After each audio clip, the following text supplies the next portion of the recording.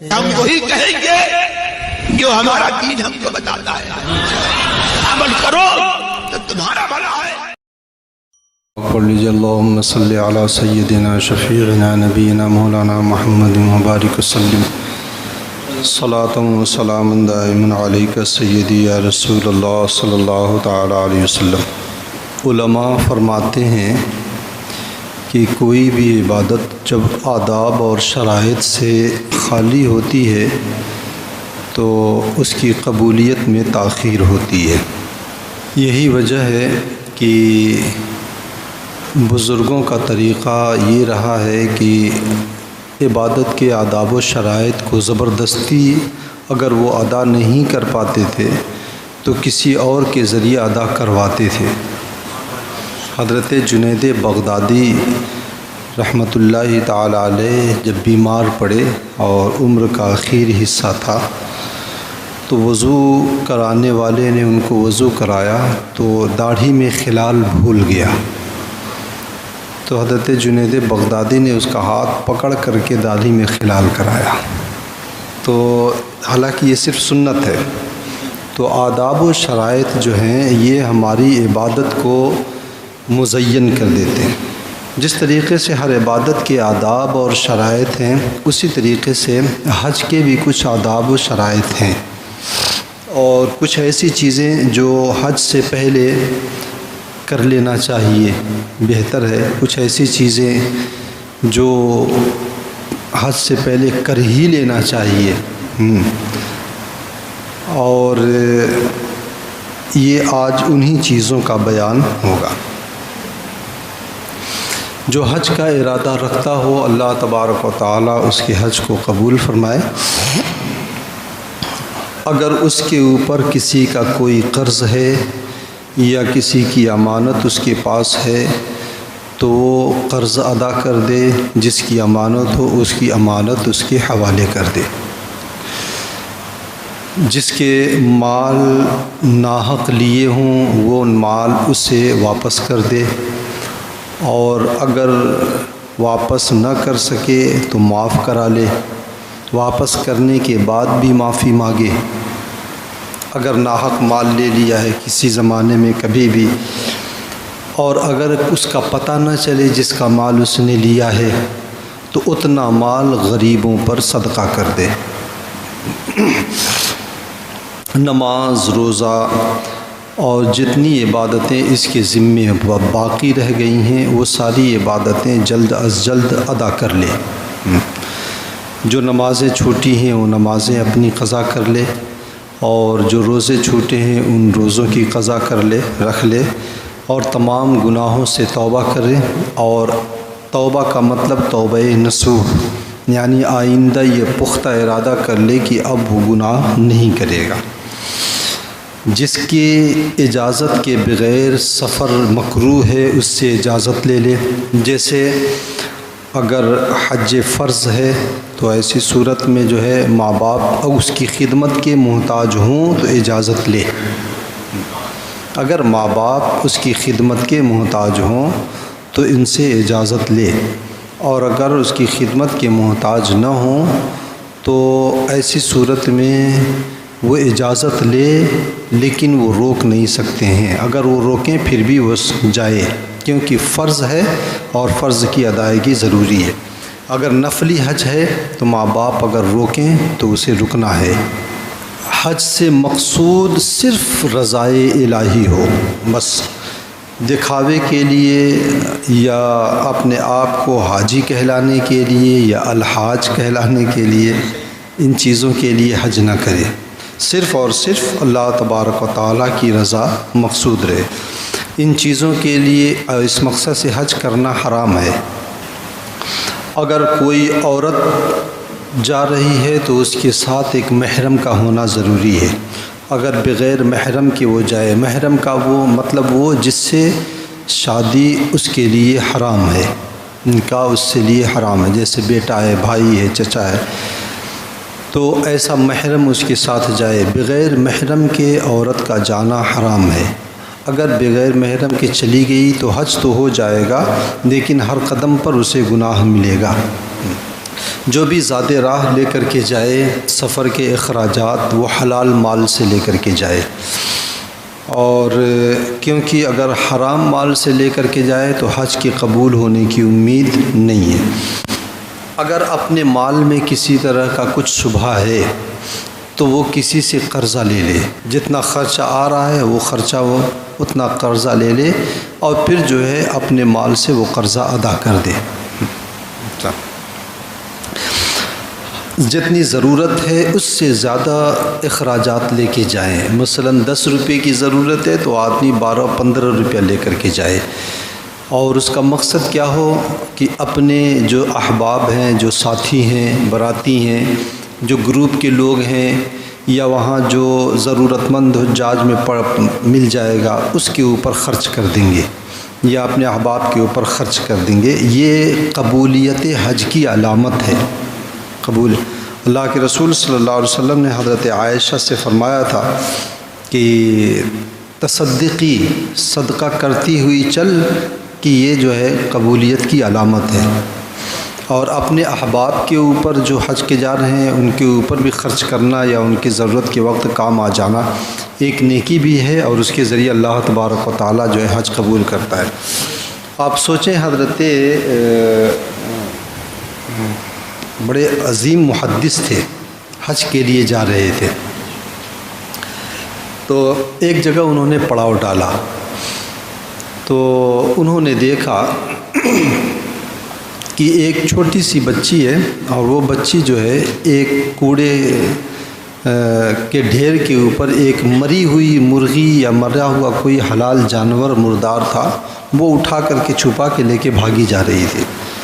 تو انہوں نے اپنے ساتھیوں سے کہا کہ جاؤ معلوم کرو کہ یہ بچی کہاں رہتی ہے، کیوں لے کے جا رہی ہے۔ جا کے معلوم کیا تو پتہ چلا اس کے ماں باپ نہیں ہیں، اور فاقہ ہو رہا ہے، اس کے چھوٹے چھوٹے بھائی اور بہن جو ہیں ان کے پاس کوئی ذریعہ آمدنی نہیں ہے، تو یہ اسی غرض سے لے کر کے آئی تھی۔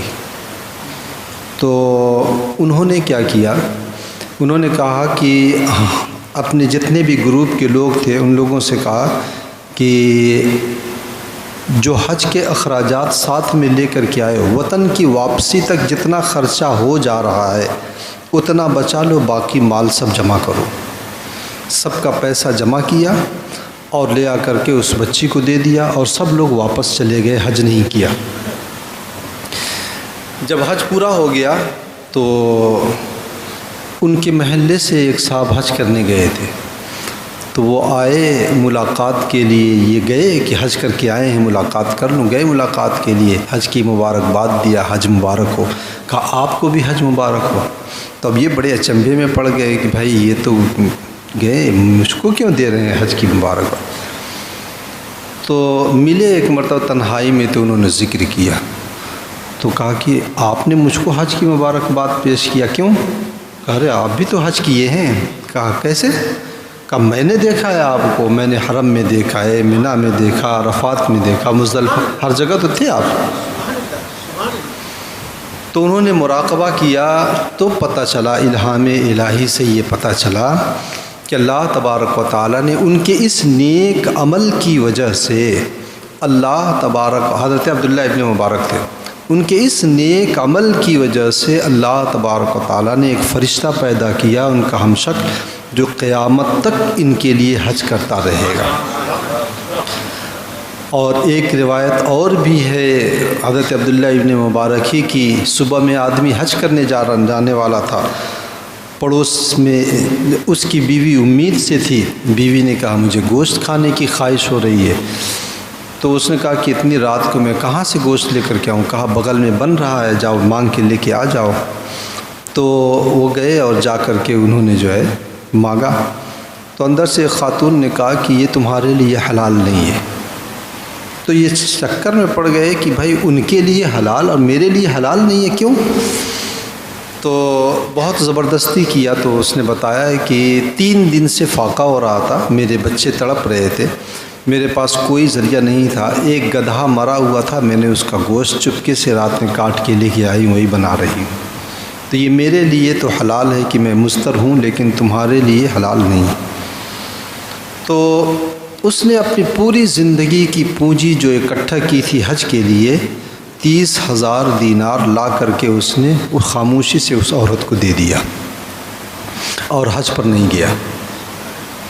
تو حضرت عبداللہ ابن مبارک حج پر گئے تھے تو انہوں نے خواب دیکھا مزدلفہ میں کہ فرشتے رجسٹر لے کے بیٹھے ہیں اور حساب کر رہے ہیں کہ اتنے لوگ حج پر آئے ہیں، عبداللہ ابن مبارک بھی آیا ہے، لیکن کسی کا حج قبول نہیں ہوا ہے، عبداللہ کا بھی حج قبول نہیں ہوا ہے، لیکن ایک بندے کی وجہ سے اللہ نے سب کا حج قبول کر لیا۔ عبداللہ ابن مبارک کا حج بھی اسی کے صدقے میں قبول ہوا ہے۔ تو اب ان کی نیند کھلی کہ وہ کون بندہ ہے، اس کا نام لے کر کے ان لوگوں نے کہا کہ وہ کون بندہ ہے جو اتنا جو ہے نیک ہے۔ تو اس نام کے نشان پر تلاش کرتے کرتے کرتے ملک شام میں جا کر کے وہ بندہ ملا، اور اس سے جب پوچھا تو اس نے اپنا پورا یہ واقعہ بیان کیا کہ یہ میرا واقعہ اور کوئی نیک عمل نہیں۔ تو ضرورت مندوں کے اوپر خرچ کرنا، احباب کے اوپر خرچ کرنا، یہ حج مبرور کی نشانی ہے۔ آئینہ، سرما، کنگھا، یہ مسواک یہ ساتھ میں رکھے۔ یوں تو اب ہر جگہ مل جاتی ہے، آئینے کی ضرورت نہیں ہے، اب تو ہوٹلوں میں چاروں طرف آئینہ رہتا ہے، اتنا آئینہ رہتا ہے کہ آدمی دیکھتے دیکھتے شرما جاتا ہے۔ اور سرما تو کسی بھی دکان پہ آدمی خرید لے، کنگھا کہیں سے خرید لے، مسواک ہر جگہ ملتی ہے، تو ملنے کو مل جاتی ہے، لیکن سنت ہے، اس لیے سنت سمجھ کر کے آدمی ان چیزوں کو رکھ لے۔ جب بھی جائے گروپ میں آدمی کو یہ اتفاق کے لیے، یہ اللہ کے رسول صلی اللہ علیہ وسلم نے فرمایا جب بھی تم سفر کرو اور 3 یا 3 سے زیادہ ہوں تو ایک آدمی کو اپنے گروپ کا سردار مقرر کر لو۔ تو ہمیں یہ چیزیں ارشاد رسول کے مطابق ایسا کرنا چاہیے کہ ایک آدمی کو جو ہے امیر قافلہ مقرر کر دینا چاہیے جب بھی آدمی گروپ میں چلے۔ چلتے وقت تمام عزیزوں، دوست و احباب، رشتہ داروں سے ملے، اپنی غلطیاں معاف کرائے، اور یہ معافی مانگے تو ان کے اوپر بھی لازم ہے کہ وہ دل سے معاف کر دیں۔ یہ نہ ہو کہ صرف زبان سے کہہ دیں کہ معاف کیا اور دل میں کینہ رکھیں، نہیں، دل سے معاف کر دیں۔ اگر کسی نے معافی مانگ لیا ہے تو اس کے ذمے جو کام تھا اس نے کر دیا، اس نے معاف کیا یا نہیں کیا اللہ بہتر جانے، لیکن شریعت نے اسے جو حکم دیا تھا وہ کر گیا، وہ اپنے جو ہے ذمے سے بری ہو گیا۔ رخصت کے وقت سب سے دعا کرائے، برکت کی خاص طور سے، اور دوسروں کے دعا کی امید کی قبول بھی ہے۔ حدیث میں ہے کہ مسافر کی دعا مقیم کے حق میں، مقیم کی دعا مسافر کے حق میں قبول ہوتی ہے، دونوں کے لیے فائدہ ہے۔ یہ ان کے لیے دعا کر دیں، وہ ان کے لیے دعا کر دیں۔ ہماری دعا ہمارے حق میں قبول ہو نہ ہو، لیکن اللہ کے رسول نے فرمایا ہے کہ مسافر کی دعا مقیم کے حق میں، مقیم کی دعا مسافر کے حق میں قبول ہوتی ہے۔ لباس پہن کر گھر میں 4 رکعت نفل نماز پڑھے۔ 4 رکعت کی ترکیب یہ ہے کہ پہلی رکعت میں سورہ فاتحہ کے بعد سورہ کافرون پڑھے، دوسری رکعت میں سورہ فاتحہ کے بعد سورہ اخلاص پڑھے، تیسری رکعت میں سورہ فاتحہ کے بعد سورہ فلق، اور چوتھی رکعت میں سورہ فاتحہ کے بعد سورہ الناس۔ یہ 4 رکعتوں کے بارے میں علماء فرماتے ہیں، اور غالباً حدیث میں بھی یہ بات ہے کہ جب تک وہ وطن واپس نہیں آتا ہے تب تک یہ 4 رکعتیں اس کے مال اور اس کے اہل خانہ کی حفاظت کریں گی۔ اور اس کے بعد جو دعائیں ہیں وہ دعا آدمی پڑھ لے سفر کی۔ ایک دعا یہاں پہ ہے لیکن یہ کافی دراز ہے، اور آگے بھی کچھ دعائیں آ رہی ہیں۔ اس میں اخیر میں ایک دعا ہے جو اللہ کے رسول صلی اللہ علیہ وسلم نے فرمایا ہے، اللہم انی اعوذ بک من وعثاء السفر وکآبۃ المنظر والحور بعد القور وسوء المنظر فی الاہل والمال والولد۔ اور گھر سے نکلنے سے پہلے کچھ صدقہ کرے غریبوں کے اوپر۔ سفر میں اللہ کے رسول صلی اللہ علیہ وسلم نے فرمایا جمعرات، سنیچر اور پیر کا دن اور صبح کا وقت یہ سفر کے لیے باعث برکت ہوتا ہے، لیکن اب آدمی فلائٹ کے اعتبار سے نکلتا ہے تو وہ مجبوری ہے۔ دروازے سے باہر نکلتے ہی سب سے پہلے آدمی یہ پڑھے بسم اللہ توکلت علی اللہ ولا حول ولا قوت الا باللہ تعالی، اور اس کے بعد دعا پڑھے اللہم انا نعوذ بک من ان نذل او نضل او نزل او نزل او نضل او نضل او نظلم او نظلم او نجہل او یجہل علینا۔ یہ جس کا سیدھا ترجمہ ہے بسم اللہ توکلت علی اللہ، کہ تیری ہی مدد سے اے اللہ، تیری ہی مدد سے میں نکلا اور تیرے ہی اوپر بھروسہ کیا، اور کوئی بھی قوت و طاقت نہیں ہے سوائے اللہ تبارک و تعالیٰ کے۔ اے اللہ ہم تجھ سے ہم تیری پناہ مانگتے ہیں اس بات سے کہ ہم کہیں پھسلیں یا پھر ہمیں پھسلایا جائے، ہم کہیں ذلیل ہوں یا ہمیں ذلیل کیا جائے، یا ہم کہیں گمراہ ہوں یا گمراہ کیا جائے، یا ہم کسی کے اوپر ظلم کریں یا ہمارے اوپر ظلم کیا جائے، یا ہم کسی کے ساتھ جہالت کریں یا کوئی ہمارے ساتھ جہالت کرے، ان تمام باتوں سے ہم تیری پناہ چاہتے ہیں۔ حدیث پاک میں یہ اللہ کے رسول صلی اللہ علیہ وسلم نے تعلیم فرمائی ہے۔ اہل خانہ سے رخصت کے بعد اپنے محلے کی مسجد میں آئے، اور اگر مکروہ وقت نہ ہو تو 2 رکعت آدمی وہاں پر نفل نماز پڑھے۔ ضروریات سفر جو ہیں وہ ساتھ میں رکھیں، کچھ دوائیں جو ضروری ہوتی ہیں، سر درد کی، پیٹ خراب ہونے کی، ہلکے پھلکے بخار کی، ان طرح کی دوائیں آدمی ساتھ میں رکھیں۔ اگرچہ عرب ممالک میں ان دواؤں کو لے کے جانے کی کافی دشواریاں ہوتی ہیں، لیکن اس کی ترکیب آدمی نکالے۔ گھر سے نکلے تو خوشی خوشی نکلے، ذکر الہی کثرت سے کرے، خوف خدا دل میں بسائے رکھے، غضب، ناراضگی، جھگڑا اور فساد سے آدمی دور رہے، اور گھر سے نکلتے وقت یہ دعا پڑھے بسم اللہ توکلت علی اللہ ولا حول ولا قوت الا باللہ تعالی۔ اس کے بعد اللہم انا نعوذ بک من وعثاء السفر وکآبۃ المنظر وسوء المنظر وکآبۃ المنقلب وسوء المنظر فی المال والاہل والولد۔ اور اللہ کے رسول صلی اللہ علیہ وسلم نے فرمایا کہ یہ دعا اگر کوئی گھر سے نکلتے وقت پڑھ لے تو واپسی تک اللہ تبارک و تعالیٰ اس کے جان و مال، اس کے اہل خانہ کی حفاظت فرماتا ہے۔ اسی وقت سورہ کافرون، سورہ جو ہے 5 سورتیں، سورہ کافرون، سورہ اذا جاء نصر اللہ، سورہ اخلاص، سورہ فلق، سورہ والناس، یعنی سورہ کافرون سے لے کے والناس تک صرف تبت یدا کو چھوڑ دیا جائے۔ یہ 5 سورتیں آدمی بسم اللہ کے ساتھ پڑھے، اور اخیر میں ایک مرتبہ بسم اللہ پڑھ لے، راستے میں کسی طرح کی تکلیف انشاءاللہ پیش نہیں آئے گی۔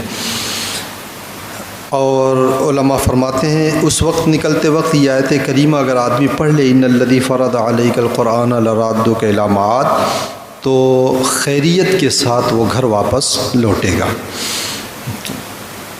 سفر وغیرہ کے لیے جو بھی سواری کے سفر ہوں، جو بھی سواری ہو، اس پر سوار ہو تو پہلے 3 مرتبہ بسم اللہ پڑھیں، اس کے بعد اللہ اکبر اللہ اکبر اللہ اکبر، الحمدللہ الحمدللہ الحمدللہ، اسی طرح سبحان اللہ، یہ 3 مرتبہ پڑھیں، اور اس کے بعد 1 مرتبہ لا الہ الا اللہ پڑھ لیں۔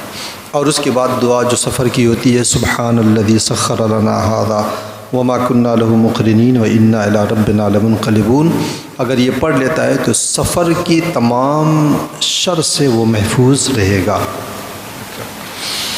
راستے میں کسی بھی طرح کے اختلاف، جھگڑا، فساد، ناراضگی، ان چیزوں سے دور رہے۔ اگر کوئی بد زبانی کرتا ہے، بد اخلاقی کرتا ہے، غلطی ہماری نہیں ہے، وہی غلطی کیا، وہی اوپر سے ہمیں برا بھلا کہہ رہا ہے، تب بھی جو ہے اس سے بالکل نہ لگا جائے، کیونکہ شیطان قدم قدم پر وسوسے ڈالتا ہے۔ یہ بات وہ الجھانا چاہتا ہے۔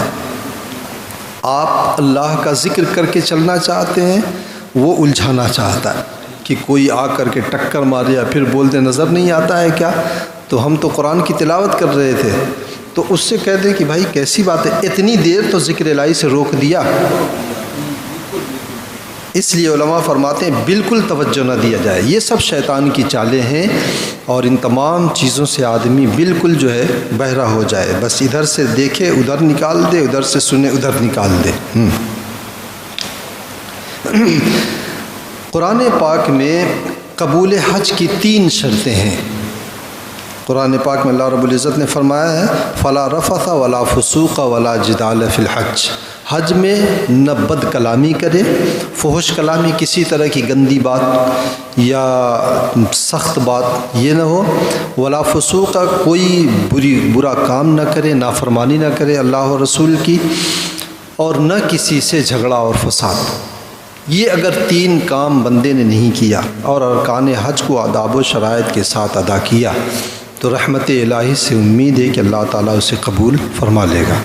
تو ان باتوں سے جو 3 شرطیں اللہ تبارک و تعالیٰ نے حج مبرور کی نشانی بتائی ہے، فلا رفث، فحش کلامی نہیں، ولا فسوق، کوئی نافرمانی نہیں، ولا جدال فی الحج، اور حج میں کسی طرح کا کوئی جھگڑا رگڑا نہیں۔ تو ان باتوں سے ہمیشہ دور رہنا، غصہ آئے یا جھگڑا ہو، کسی معصیت نافرمانی کا خیال ہو، علماء فرماتے ہیں سر جھکا کر کے دل کی طرف متوجہ ہو کر کے یہی آیت پڑھ لے، فلا رفث ولا فسوق ولا جدال فی الحج، تو غصہ رفع ہو جائے گا۔ ایک تنبیہ خاص طور سے کہ حج میں بڑی الجھنیں رہتی ہیں، خاص طور سے وہ جو پہلی مرتبہ جاتا ہے، جس سے معلوم نہیں ہوتا ہے کہاں جانا ہے، کیا کرنا ہے، تو اس کو ایک طرح کی الجھن رہتی ہے۔ اس الجھن میں اس کی نمازیں چھوٹتی ہیں، بہت لوگوں کی نمازیں چھوٹتی ہیں، یہ سخت نافرمانی ہے۔ آپ سوچیں کہ وہ بندہ کس منہ سے بارگاہ خدا میں اور بارگاہ رسالت میں کس منہ سے جا رہا ہے؟ وہ جس چیز کا حکم دے رہے ہیں وہ تو کام کر نہیں رہے ہو، تو کس منہ سے وہ جا رہا ہے؟ اس لیے نماز کسی صورت میں نہ چھوٹنے پائے۔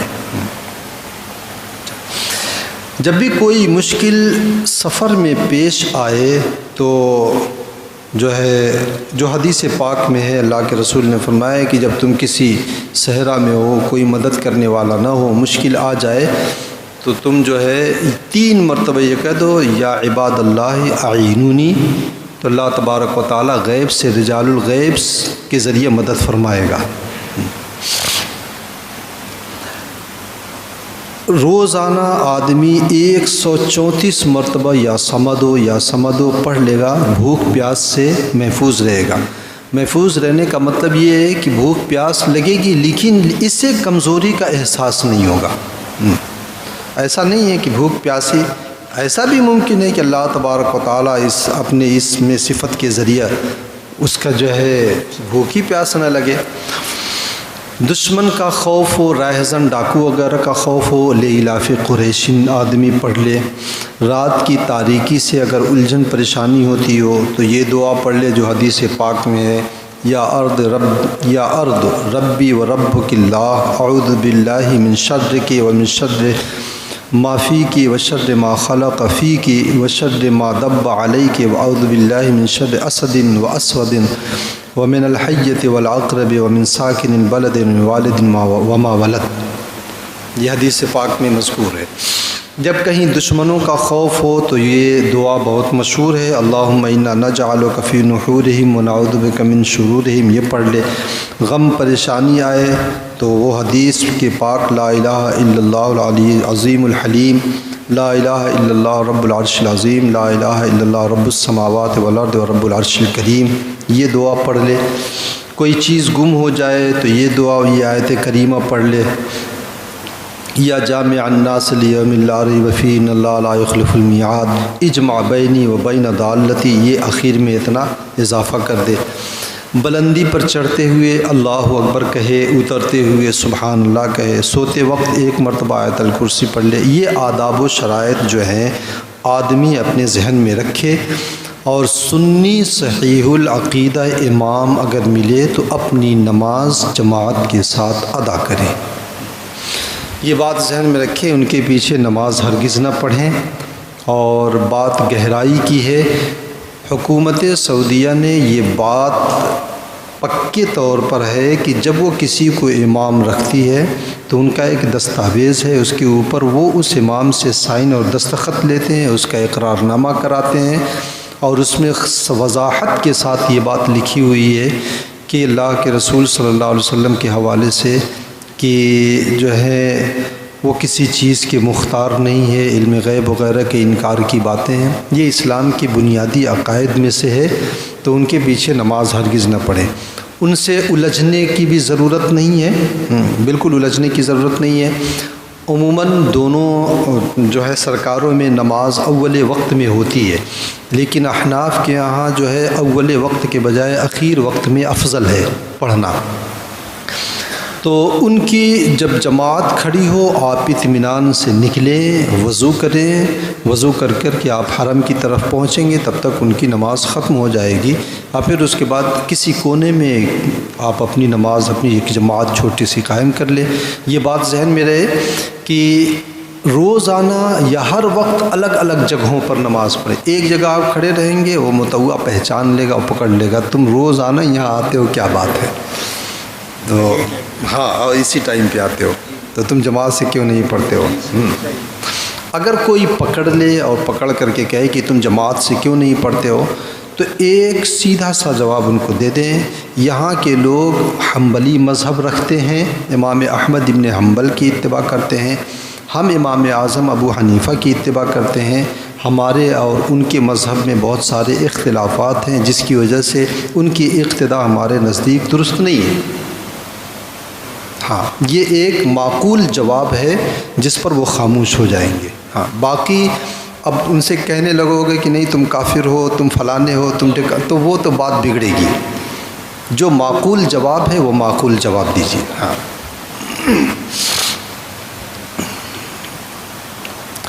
میقات کا بیان تھوڑا سا ہے۔ میقات 5 ہیں۔ میقات اس جگہ کو کہتے ہیں کہ اس کے آگے سے مکہ معظمہ جانے والے کے لیے اس جگہ سے آگے بغیر احرام کے جانا جائز نہیں ہے۔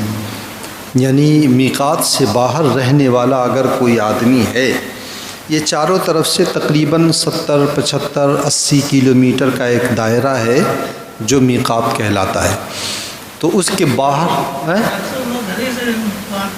بتا رہا ہوں میں، تو جو میقات کے باہر رہنے والے ہیں انہیں آفاقی کہا جاتا ہے۔ حاجی، ہاں، آفاقی کہتے ہیں، ایسے حاجی کو آفاقی کہتے ہیں۔ وہ جب بھی مکہ مکرمہ آئیں گے تو میقات سے آگے بغیر احرام کے گزریں گے تو گنہگار ہوں گے، وہ میقات پر احرام باندھ کر کے گزریں۔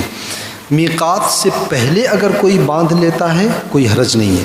جیسے ہندوستان کے حاجی اب پہلے پانی کے جہاز سے لوگ جاتے تھے تو یلملم پہاڑ کے مقابلے میں آتے تھے تو سائرن بجتا تھا تو وہ جو ہے احرام باندھ لیا کرتے تھے، لیکن اب ہوائی جہاز سے جاتے ہیں پتہ ہی نہیں چلتا ہے کب میقات آیا کب گزر گیا، تو اس لیے جو ہے آدمی یا تو ایئرپورٹ پر احرام باندھے اور وہیں پر نیت کر لے، یا ایئرپورٹ پر احرام باندھ کر کے آدمی نماز پڑھ لے لیکن نیت نہ کرے۔ نیت فلائٹ میں بیٹھنے کے بعد 2 گھنٹے کے بعد آدمی نیت کر لے۔ وہ نیت کی تاخیر میں اس لیے کہہ رہا ہوں کہ احرام باندھنے کے بعد جب آدمی نیت کر لیتا ہے تو احرام کی پابندی عائد ہو جاتی ہے۔ اب سر نہیں ڈھک سکتے ہیں، چہرہ نہیں ڈھک سکتے ہیں، پاؤں کی ہڈی نہیں چھپ سکتی ہے، اور بھی بہت ساری پابندیاں، کوئی خوشبو نہیں سونگھ سکتے ہیں، کوئی خوشبودار فلائٹ میں عموماً جو ٹیشو پیپر پوچھنے کے لیے ملتا ہے بہت تیز خوشبو رہتی ہے، اور کھانا کھا کے آدمی اسی میں پہلی مرتبہ ملتا ہے تو وہ آزمانے کے لیے پوچھ ڈالتا ہے کہ دیکھیں ہے کیسا۔ تو اس لیے جو ہے اگر ان چیزوں کی وجہ سے میں یہ کہتا ہوں کہ وہ 2 گھنٹے کے بعد 3 گھنٹے کے بعد وہ جو ہے اپنا وہ کریں، نیت کریں، تاکہ اتنی دیر میں اگر کچھ ایسا ہو گیا تو اس کے اوپر دم نہ آئے یا صدقہ نہ آنے پائے۔ تو میقات جو ہے 5 ہیں۔ ایک تو ذوالحلیفہ جو اہل مدینہ کی میقات ہے، مدینہ طیبہ سے تقریباً 70-75 کلومیٹر کی دوری پر ہے ذوالحلیفہ۔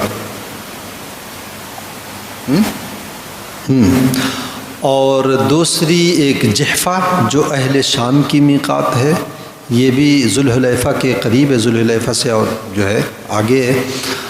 اور تیسری جو ہے قرن المنازل جو نجد والوں کے لیے یعنی ریاض ہے، طائف ہے، وہاں کے رہنے والوں کے لیے ہے۔ چوتھی جو ہے ذات عرق عراق کے رہنے والوں کے لیے یہ ہے، اور پانچویں یلملم یہ یمن کے رہنے والوں کے لیے۔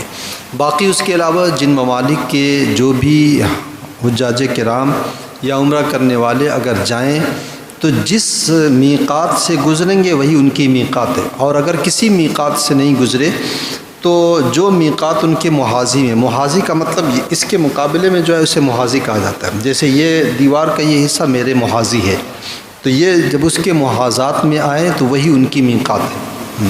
جیسے اہل ہند کے لیے، ہندوستانی حاجی کے لیے یلملم پہاڑ کا محاذی ہے، یلملم پہاڑ کے مقابلے میں جب آئیں گے تو جو ہے ان کی یہ میقات پڑے گی۔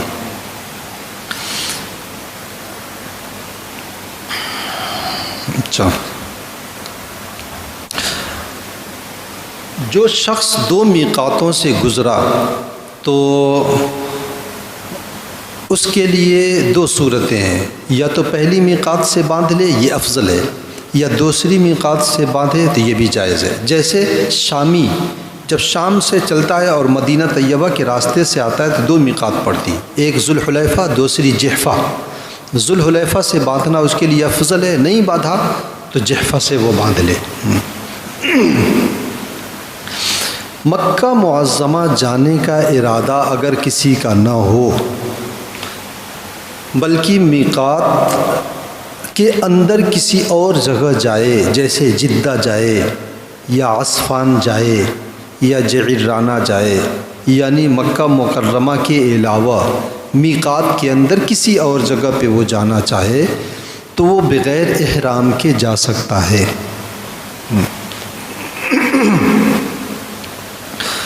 اور جو میقات کے اندر کا جو رہتے ہیں، میقات کے اندر رہنے والے لوگ وہ جو ہیں اور حرم کے باہر، حدود حرم سے باہر ہوں لیکن میقات میں ہوں، تو ان کے لیے احرام کی جو جگہ ہے وہی ہے کہ وہ کہیں سے بھی باندھ لیں احرام، لیکن حرم کے باہر سے باندھیں۔ حرم کے علاوہ جو جگہ ہوتی ہے اسے حل کہا جاتا ہے۔ جیسے یہ اتنی چیز ہے، یہ حرم ہے، حرم کے باہر جو میقات تک کی جگہ ہوتی ہے اسے حل کہتے ہیں، اسی سے حل و حرم، حل کا مطلب، حرم کا مطلب یہاں پر شکار حرام اور دوسری چیزیں، جوئے مارنا حرام ہے، لیکن حل میں شکار حلال ہو جاتا ہے، اس لیے اسے حل کہتے ہیں۔ تو وہ کہیں سے بھی باندھیں لیکن حرم کے باہر سے باندھیں۔ بہتر یہ ہے کہ وہ اپنے گھر ہی سے احرام باندھ کر کے وہ نکلے۔ میقات سے پہلے اگر کوئی احرام باندھتا ہے تو اس میں کوئی حرج نہیں ہے۔ بہتر یہ ہے کہ حج کے مہینے میں وہ باندھے، شوال سے پہلے اگر باندھے تو ایسا کرنا منع ہے شرعاً۔ حرم کے رہنے والے حج کا احرام حرم ہی میں باندھیں، حرم کے رہنے والے حج کا احرام حرم سے باندھے، اور سب سے افضل اور بہتر یہ ہے کہ وہ حج کا احرام مسجد حرام سے باندھیں۔ اسی طرح متمتع حاجی جو حج تمتع کرتا ہے، حج تمتع کا مطلب پہلے عمرہ کرے گا، عمرہ کر کے احرام کھول دے گا حلق وغیرہ کرا کے، اس کے بعد پھر 8 تاریخ کو حج کا احرام باندھے گا، تو وہ بھی جو ہے احرام حج کا جو باندھے وہ حرم ہی سے باندھے۔ اور مکے والے اگر کسی کام سے مکے سے باہر اگر جائیں تو واپس آئیں گے تو انہیں احرام کی ضرورت نہیں ہے، لیکن اگر میقات سے باہر چلے گئے اور پھر مکے میں واپس آ رہے ہیں تو ان کے لیے احرام کی ضرورت ہے کہ وہ احرام میں واپس آئیں۔ باقی بیان انشاءاللہ احرام کا بیان کل ہوگا۔ اللہ تعالیٰ مجھے اور آپ کو اس پر عمل کی توفیق عطا فرمائے۔ اللہم صلی علی سیدنا شفیعنا نبینا مولانا محمد مبارک وسلم، صلاۃ و سلام علیک سیدی یا رسول اللہ صلی اللہ علیہ وسلم۔ اللہم ربنا تقبل منا انک انت السمیع العلیم وتب علینا انک انت التواب الرحیم۔ صلی اللہ تعالی علی خیر خلقہ ونور عرشہ وقاسم رزقہ محمد وعلی آلہ واصحابہ اجمعین برحمتک یا ارحم الراحمین۔